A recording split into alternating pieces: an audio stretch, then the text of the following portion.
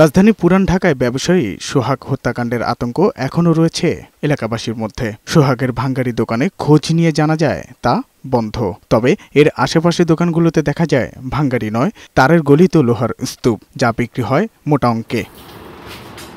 সোহাগ হত্যাকাণ্ডের বিষয়ে জানতে হাজির হয় বৈশাখী টেলিভিশন। ক্যামেরায় এই ব্যাপারে মুখ খুলতে নারাজ স্থানীয়রা।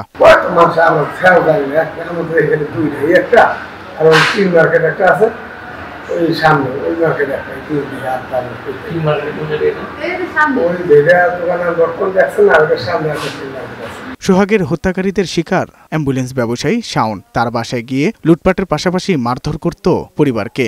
এসব ভিডিও আসে বৈশাখী টিভির হাতে।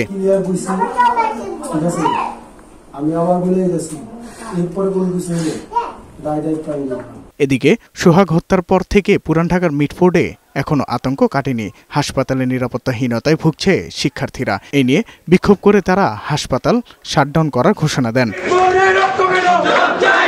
রোববার সকালে মিটফোর্ড হাসপাতালের সামনে অবৈধ স্থাপনা উচ্ছেদ করেছে লালবাগ বিভাগের ট্রাফিক পুলিশ। মেডিকেলের শিক্ষার্থীদের নিরাপত্তার স্বার্থেই এই উচ্ছেদ করা হয়েছে বলে জানিয়েছে পুলিশ।